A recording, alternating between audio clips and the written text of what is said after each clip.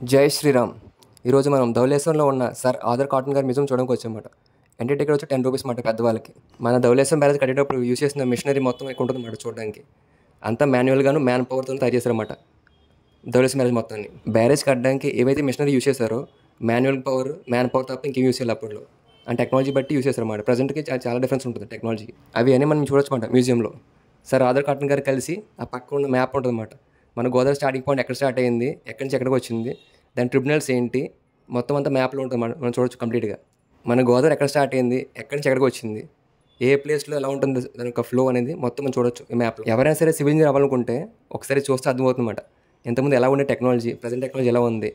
మనకి ఇంట్రెస్ట్ బట్టి చెప్పాలంటే ఇంజనీరింగ్లో సివిల్ ఇంజనీరింగ్ చాలా ఉపయోగపడుతుంది చూడడానికి. ఇంకా ఎవరైనా ఇంజనీరింగ్ చదువుకుంటే ప్రజెంట్ ఈ ప్లేస్ కోసం వస్తే అర్థమవుతుందన్నమాట. సివిల్ ఇంజనీర్స్ ఒక గొప్పదని తెలుస్తుంది. ఈ మ్యాప్స్ బట్టి, స్కెచ్ మ్యాప్స్ బట్టి మొత్తం మనకు కంప్లీట్గా ఐడియా ఉంటుంది. ఇలా ఉంటుందా మ్యాప్, సివిల్ ఇంజనీర్స్ కష్టంగా పడతారని చెప్పి మనకు ఐడియా వస్తుంది. ఇంజనీరింగ్ అంటే కేవలం సాఫ్ట్వేర్ జాబ్స్ మాత్రం అనుకుంటున్నారు చాలా వరకు. కానీ సాఫ్ట్వేర్ జాబ్ మాత్రమే కాదు, ఇంజనీరింగ్ అంటే చాలా ఉంటుంది. రఘువరన్ బీటెక్ చూసుకుంటారు చాలామంది. దాంట్లో మీరు చూసిన సివిల్ ఇంజనీరింగ్ రఘువరన్ బీటెక్. ఎవరికైనా ఖాళీ కుదిరితే ఏదైనా ప్లేస్ చూడాలనుకుంటే ప్రజెంట్ దగ్గరలో మన రాజమండ్రికి వస్తే బాగుంటుంది మరి చూడడానికి. ఈ కాటన్ మ్యూజియం చాలా బాగుంటుంది చూడడానికి. బెంగళూరు హాల్ మ్యూజియం ఉంటుంది. అది చూస్తే మనకి ఏరోనాటిక్స్ అర్థమవుతుంది. అంటే మన ఏరోప్లేన్స్ ఎలా డిజైన్ చేశారు అప్పుడులో అవన్నీ ఒక ఐడియా వస్తుంది అన్నమాట అక్కడ చూస్తే. అది ఒకటి మన దగ్గర ఉన్నది కాటన్ మ్యూజియం అన్నమాట. ఇక్కడ మన సివిల్ ఇంజనీరింగ్ గురించి మొత్తం డ్యామ్స్ ఎలా కడతారు, దానికి ప్రోటోటైప్స్ ఏంటో మొత్తం మనం కంప్లీట్గా చూడొచ్చు అన్నమాట. నేను ఎప్పుడు ధవళేశ్వరం వచ్చినా ఇక్కడ చూసాడు మన మ్యూజియం ఉన్న విషయం తెలుసు తప్ప ఎప్పుడు లోపలికి వెళ్ళా. ఫస్ట్ టైం లోపలికి వెళ్ళా, చాలా బాగుంది. కాటన్ గారి స్టోరీ మొత్తం తెలిసింది. ఆ డ్యామ్ కట్టడానికి ఎంత కష్టపడారు, అప్పుడు టెక్నాలజీ బట్టి ఇంకెంత కష్టపడారు మొత్తం తెలిసింది. మన పుష్కర్ ఘాట్ ఫస్ట్ ఎలా ఉండేది, ఆ లొకేషన్ ఎలా ఉండేది, మన డ్యామ్ కట్టక ముందు ఎలా ఉంది, కట్టిన ఎలా ఉంది, చాలా బాగుంది మనం చూడడానికి. ఇంజనీరింగ్ ఒక గొప్పదని తెలియాలంటే ఇలాంటి ప్లేస్ కన్ఫర్మ్గా రావాల్సిందే.